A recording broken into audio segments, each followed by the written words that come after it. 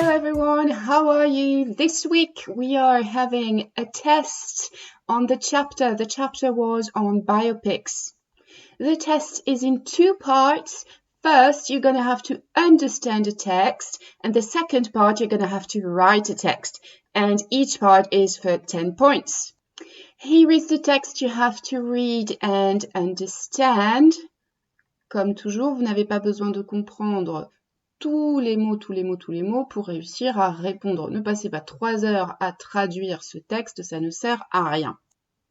The questions. First question, write a sentence to introduce the document. Type, source, topic, etc. A sentence, une seule phrase, introduce, présenter. Type of document, est-ce que c'est une recette de cuisine? Source, qui provient de tel livre ou de telle chose. Topic, le sujet. What film genres are compared in this text? Film genres, je pense que vous le comprenez très bien, c'est les genres de films.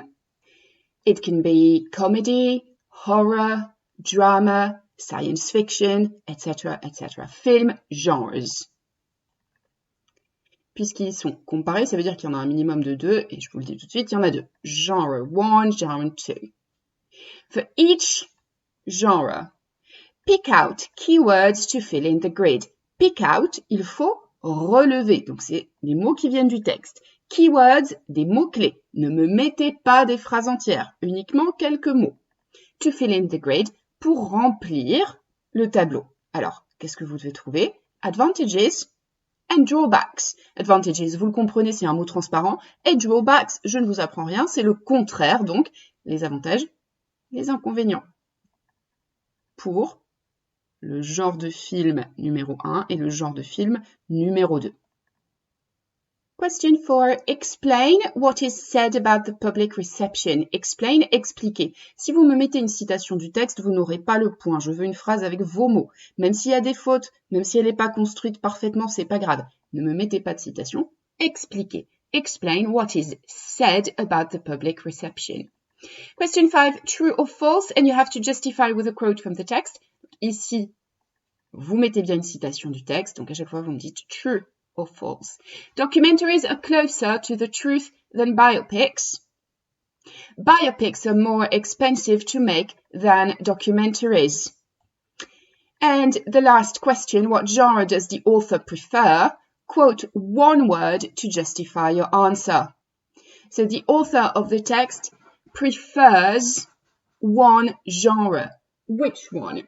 And you have to quote only one word. Vous voyez que je vous l'ai mis en gras et je l'ai surligné. Je veux un seul mot qui sert à justifier votre réponse. Second part of the text, you're going to have to write. So you have to choose one of the following subjects and write 100 words in English. Choose one. Vous ne faites pas les deux. Choisissez l'un ou l'autre. The first one, you have just seen a biopic at the cinema. Write an email to a friend to tell him or her why you liked it or did not like it. Give arguments and do not forget greetings. Pensez ici à présenter votre travail comme un email, greetings, hello, etc., etc. Vous avez le choix d'avoir aimé le film que vous avez vu ou de ne pas l'avoir aimé. Là, c'est vraiment complètement libre. Second subject, you are Ryan Gosling or Eddie Redmayne and you give an interview to a journalist. Write the questions and answers using your imagination and what you have learned in this chapter.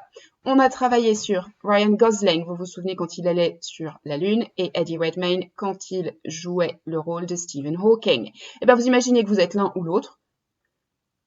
Vous imaginez aussi qu'il y a un journaliste ou une journaliste et qu'il y a un échange de questions et de réponses.